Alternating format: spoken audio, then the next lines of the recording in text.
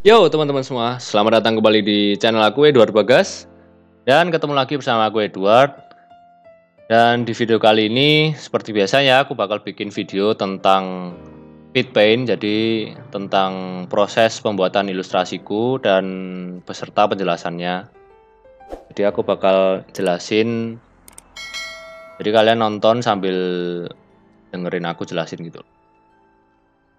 Dan oke, ini yang pertama ini adalah flat design ya gambarnya. Flat design emang aku jarang sih bikin kayak gini. Tapi aku udah pernah bikin beberapa kali. Dulu udah lama banget sih. 3 tahunan gitu, 2-3. Nah, ini salah satunya gambar aku yang pernah aku bikin. Yang Jepang ini, terus ada satu lagi yang ini. Nah, ini pegunungan gitu. Dan terus ini adalah project ya dari klien. Kliennya itu dari Kanada, jadi dia minta aku untuk gambar temple gitu. Namanya Tran Quoc Temple, itu ada di Thailand. Nah, itu referensi yang dia kasih gitu. Jadi dia ngasih referensi foto ke aku, terus ya itu suruh gambarin kurang lebih samalah kayak di foto gitu. Tapi dibikin dengan styleku, dengan style flat design. Tapi dari referensi yang dia kasih itu kayak masih kurang jelas gitu loh menurut aku. Kayak aku belum dapat informasi-informasi yang aku perlukan untuk bikin ilustrasi gitu loh. Jadinya aku nyari gambar lain di Google, ya ketik gitu Tran Quoc Temple gitu. Terus ya udah, terus ketemulah foto-foto yang lain dan aku bisa jadiin referensi gitu. Oh ya, terus kita lanjut ya ke gambarnya. Jadi seperti biasa, cari referensi, stepnya masih sama, cari referensi dan langsung aja kalau udah cari referensi langsung langsung bikin sketsa. Bikin sketsa, terus mulailah bikin aset-asetnya ya. Kalau flat design itu prosesnya emang agak beda sih. Jadi prosesnya bikin aset gitu, bikin aset terus langsung ditempel-tempelin gitu loh, di layout di situ.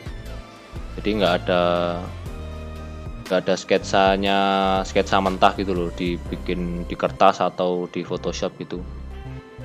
Emang agak beda prosesnya kayak yang aku biasa bikin gitu. Kalau yang biasa kan kayak landscape illustration gitu kan, dia ya pemandangan, terus ya itu harus bikin sketsa dari awal gitu. Kalau ini nggak harus sih. Jadi yang ini terhitungnya lebih gampang karena kan yang pertama itu flat design, terus juga dia tuh lebih simple gitu loh objeknya. Kayak cuman kotak dan lingkaran dan kotak yang rounded gitu. Jadi emang benar-benar lebih simple gitu. Jadinya lebih gampang. Jadi kalau misalnya kalian kurang bisa yang kompleks-kompleks yang kayak biasa aku bikin, nah kalian bisa banget nyobain yang ini ya, flat design ini. Karena ini juga cukup unik ya, flat design itu, dan masih laku kok, peminatnya masih banyak. Flat design kayaknya belum akan mati. Masih laku terus, masih dipakai terus untuk 3 tahunan ke depan. Menurut prediksiku ya. Sekarang aja masih banyak kok yang pakai ini flat design. Peminatnya masih banyak juga. Dan jujur aja malah orderanku itu malah kebanyakan dari flat design. Ya ini terus aku kan awalnya tadi udah bikin ya pohonnya, asetnya, daunnya itu yang ada bolong-bolong lancip itu. Terus ya aku bandingin gitu loh dua-duanya, yang polos sama yang agak bergerigi gitu, yang bolong-bolong gitu.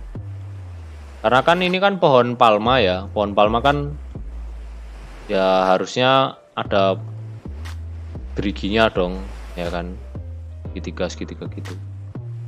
Cuman karena ini masih disesuaikan sama flat design, jadi ya agak kebingungan gitu loh. Jadi aku harus bandingin dua-duanya langsung jajar gitu. Dan setelah dilihat-lihat ternyata nggak cocok. Ya kurang enak gitu loh dilihatnya kalau dipasang di situ. Nah terus ini coba diwarna, terus ya udah nggak cocok, terus aku hapus langsung. Oh ya jangan lupa bikin duplicate ya, maksudnya untuk backupan gitu loh, karena itu penting banget ya. Siapa tahu nanti kalian pas udah ngewarnain ternyata bentuknya nggak pas kan, daripada harus ngulangin lagi dari awal kan nggak bisa di-undo. Terus apalagi kalau udah di trim terus di unite segala macam pakai Pathfinder itu kan udah nyatu kan, nggak bisa lagi kan dibalikin. Apalagi kalau stepnya udah jauh gitu, wah itu pasti pusing sih kalau nggak nge-backup aset, itu pasti pusing. Jadi ya usahain backup aset, nggak cuma di flat design aja, di ilustrasi biasa yang landscape itu atau apapun lah itu harus di backup sih, aset itu harus di backup.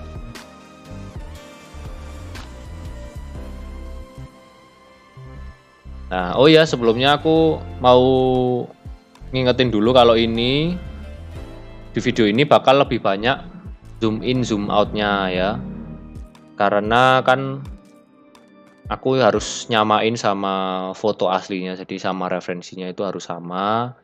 Dan aku kayak harus selalu memperhatiin bagian detail-detailnya, karena kan ya ini ya pertama aku belum pernah kesana langsung. Belum pernah lihat objeknya langsung, jadinya masih minim informasi gitu loh. Jadi aku harus selalu perhatiin gitu, karena ini penting sih, karena kan apa ya, ini kan kayak salah satu identitas gitu loh bangunannya itu, kayak candi lah istilahnya, candi di Thailand gitu ya kan, sama aja kayak misalnya Candi Borobudur gitu kan. Nah itu kan ada apa ciri khasnya sendiri kan, kayak ornamen-ornamennya, terus bentuknya sendiri ya. Itu salah satu yang nggak boleh dihilangkan gitu loh, karena kan itu ya emang ciri khasnya bangunan itu gitu. Jadi makanya ini nanti banyak zoom in zoom outnya, terus kayak aku memperhatiin dari fotonya gitu. Nah ini ya, jadi aku liatin detail itunya. Nah ini pakai blend tool ya untuk duplikatnya itu. Jadi caranya itu kalian bikin aja dua objek ya, misalnya atas sama bawah, jadi di jarak gitu, jadi tengahnya kosong, atau kiri sama kanan juga bisa. Terus nanti di select dua-duanya, terus ke menu objek, nanti ke blend, nanti di make, terus bisa ke blend option. Nah besok kapan-kapan deh aku bikin video tutorialnya, mungkin hari Rabu aku bikin lah ya, karena ini cukup penting juga blend tool ini. Dan di flat design ini sering dipakai, blend tool ini sering dipakai.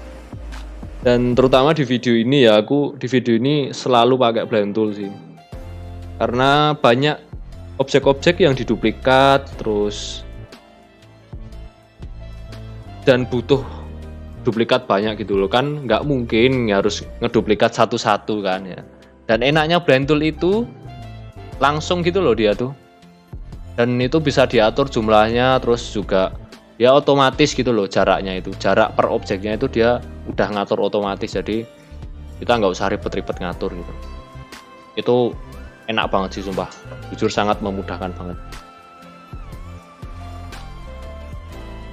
Oh ya terus juga aku mau ngingetin juga satu hal lagi, ini aku coba format videonya agak berbeda, jadi aku mau bikin 2 atau 3 part gitu, nanti lihat aja durasi videonya. Jadi nanti kayak dibagi gitu loh. Part 1 itu yang sketching sama outline gitu. Terus part 2-nya coloring, part 3-nya detailing gitu. Jadi biar lebih enak juga kalian belajarnya, lebih enak ditonton juga, jadi nggak terlalu cepet kan, jadi masih bisa dilihat lah gitu. Nah emang ini ya juga bakal cukup banyak sih partnya gitu. Tapi ya gimana kalau misalnya kalian maunya lambat ya gini ya, emang banyak gitu loh partnya, jadi ya dinikmati dulu lah. Nggak ada ya, karena aku masih agak bingung sih sebenarnya harus gimana, harus bagi per part atau satu part aja tapi lama gitu. Coba deh kalian komen aja di bawah, nggak apa-apa, buat bantu aku mikirin ini ya. Cukup bingung sama format videonya. Kalian maunya gimana gitu? Mau yang misalnya satu part 40 menit atau 2-3 part 15 menitan gitu. 10-15 menitan per partnya. Nah, itu coba kalian komen aja di bawah. Karena jawaban kalian sangat membantu.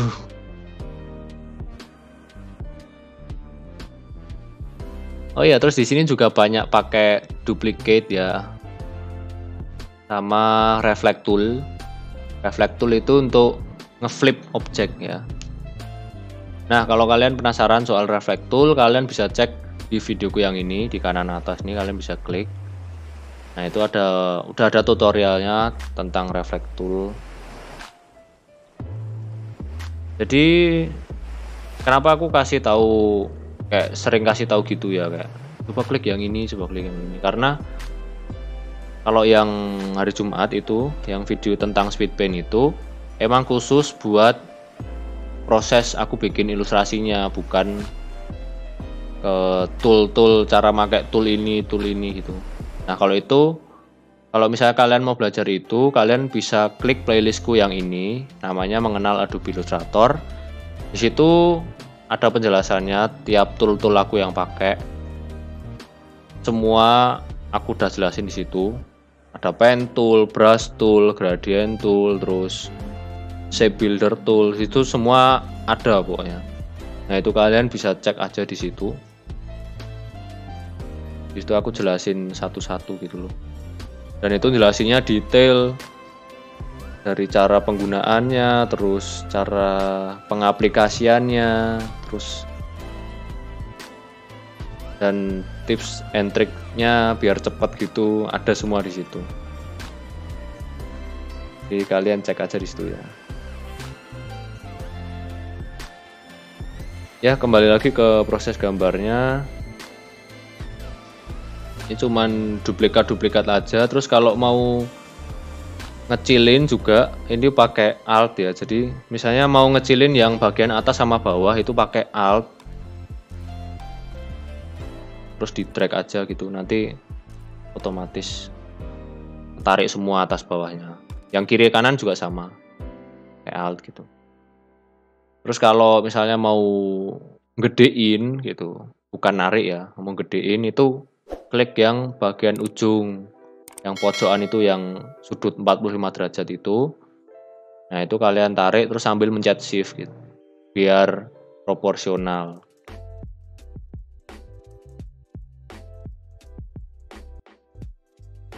Nah, ini aku lagi ganti-ganti shortcut keyboard, karena kalau pakai yang default yang dari bawaan itu kejauhan buat aku tombolnya, jadi ribet gitu loh. Aku harus pindah, tanganku harus pindah gitu loh, dari mouse harus mencet keyboard dua-duanya gitu, jadi kan ribet gitu loh.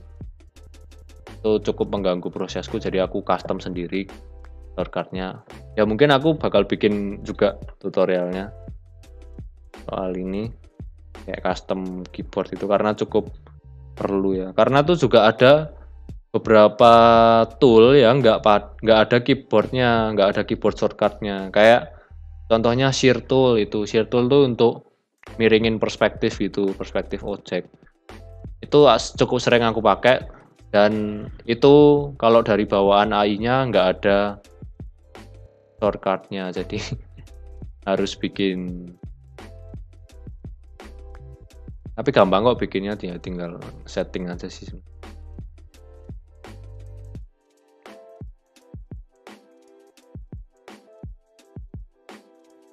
Kalau kalian penasaran, kalian bisa ke menu edit terus keyboard shortcut gitu. Dan sebenarnya di video ilustrasi ini ya, di part sketching ini terutama ya, ini nggak ada tool yang spesifik sih yang aku pakai ribet gitu, nggak ada, jarang. Soalnya kebanyakan emang ya itu simetris, karena flat design kan lebih simetris ya, jadi pakainya itu aja kayak rectangle tool, ellipse tool, dan pen tool aja aku jarang banget makainya di sini. Kebanyakan rectangle sih.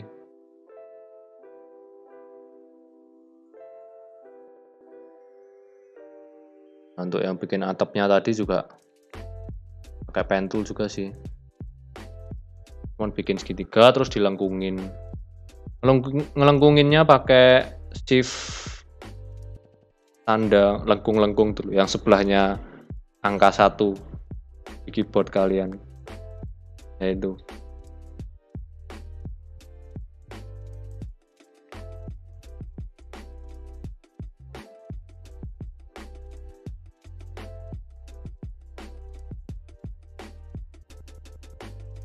Nah, itu tadi atapnya aku kopas.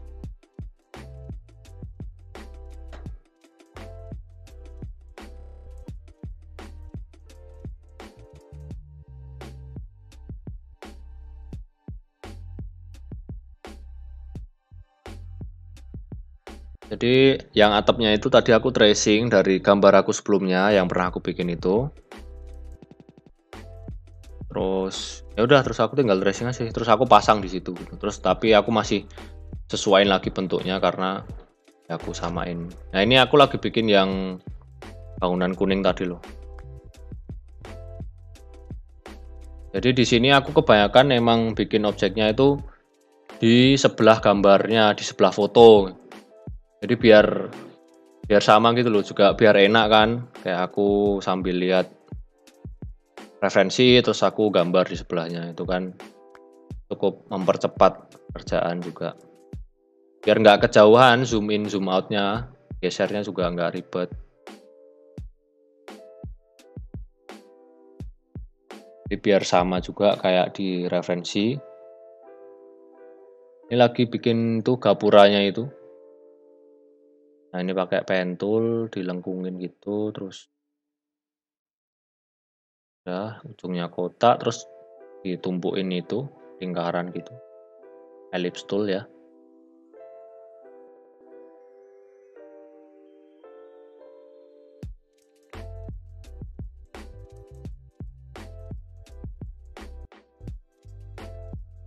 Nah, terus disesuaikan lagi biar pas gitu loh ujungnya. Jadi kan itu yang lengkung itu kan ujungnya, ujung atapnya gitu loh. Nah, terus kan tadi masih ada atap yang segitiga ya, yang kotak itu. Jadi disesuaikan biar nyatu gitu loh ujungnya. Nah, itu kan masih ada yang overlap itu. Ini aku kasih outline terus. Nah, di sini prosesnya ini aku lagi bikin yang apa ya? Kayak outline-nya gitu loh, kayak ketebalan. Kan kalau di bangunan atau di apa gitu, guci atau apa gitu kan itu kayak ada outline gitu ya, kayak ada listnya gitu loh, ketebalannya gitu loh. Ada lapisan sendiri gitu. Nah, ini lagi bikin ini.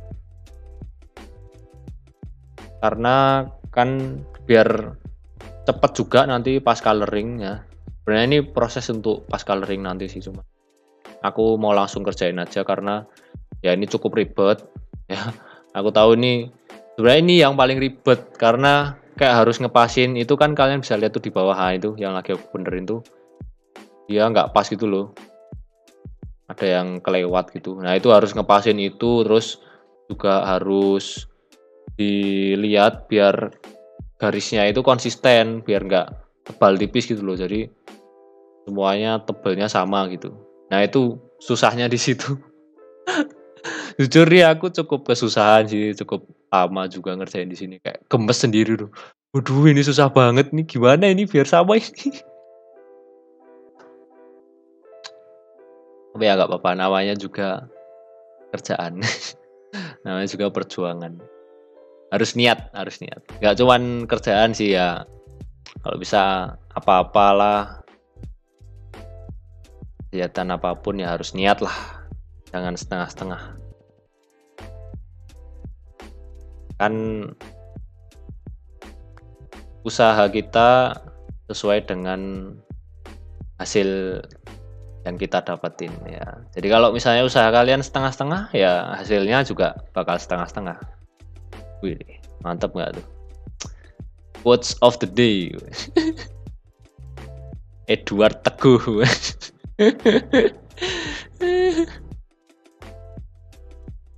Jadi kayak motivator aja gue nih. Ya ini gapurannya udah jadi ya. Terus tinggal dipasang aja di gambarnya, di komposisinya, disesuaiin lagi.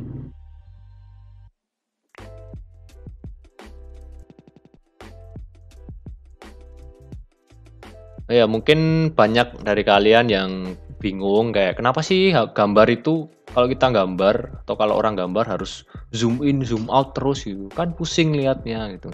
Sebenarnya emang pusing sih nontonnya kalau yang nonton ya. Tapi ini kan juga dipercepat ya, jadi sebenarnya nggak se ekstrim itu sih zoom out, zoom innya. Tapi emang cukup sering sih, karena gimana ya, gambar itu harus dilihat dari jauh dan dari dekat gitu loh. Dan gambar yang bagus itu bisa dilihat dari jauh dan dari dekat. Nah itu makanya kenapa kok sering zoom in, zoom out. Jadi dicek dari jauh udah pas apa belum gitu, bentuknya aneh enggak gitu. Karena kadang dilihat dari dekat udah bagus, udah pas gitu, tapi dari jauh kok jelek ya, kok kebesaran ya gitu, atau kok terlalu kecil ya gitu. Ya itu harus disesuaikan lagi. Ya, jadi ya mohon pengertiannya.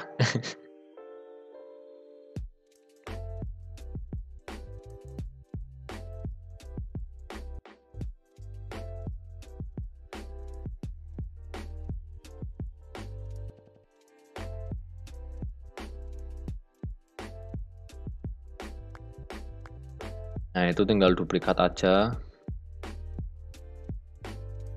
Terus ini bikin ininya mid ground. Jadi bikin yang apa ya? Istilahnya tanah yang bagian belakangnya lah, yang lebih tingginya lah. Gampangnya gitu. Nah itu kalian kalau kebingungan bisa sambil lihat di gambar aku yang sebelumnya. Itu kan ada tanahnya kan ada lapisan-lapisannya, ada yang belakang tuh semakin ke belakang semakin tinggi gitu loh. Nah itu bikin itunya. Nah itu istilahnya foreground tuh yang depan, midground yang tengah, background itu yang paling belakang gitu.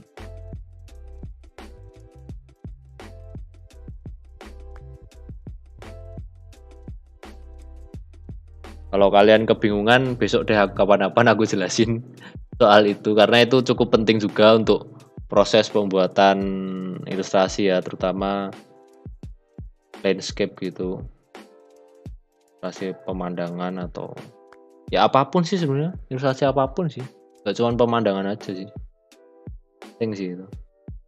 Tapi kebanyakan kepakainya di ilustrasi pemandangan sih. Ya ini kan juga sebenarnya termasuk pemandangan ya walaupun flat ya.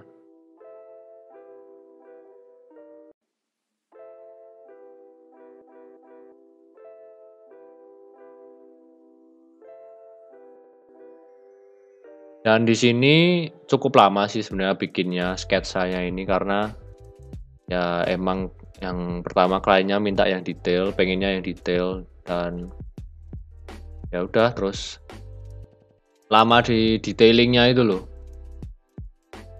Kayak tadi kan bikin tempelnya itu kan cukup rumit ya sebenarnya. Ya walaupun di video cepet sih, kayak cuman berapa menit jadi ya. Tapi kenyataannya wah nggak secepat itu. Ini aja cukup lama sih bikinnya, totalnya itu sampai jadi itu sekitar 6 sampai 8 jam. Nah, setara kayak ilustrasi landscape-ku yang detail gitu. Tapi ini juga karena aku jarang bikin ini sih. Kalau sering bikin juga pasti nanti semakin cepat gitu. Iya, itulah. Semakin cepat, semakin sering kalian bikin, semakin cepat juga nanti kalian bisa bikin gambarnya. Nah, oke, ini aku tambahin gunung ya. Tracing dari gambar aku sebelumnya. Aku pasang aja. Dan oke, ini sketsanya udah jadi. Jadi kita lanjutin di video selanjutnya di part kedua. Dan oke, terima kasih buat kalian yang udah nonton. Jangan lupa like, comment, dan subscribe. Untuk ikuti terus update-update selanjutnya. Jangan lupa nonton part 2-nya. Nanti bakal ke bagian coloring ya. Oke, aku Edward undur pamit. See you guys in the next video. Bye-bye.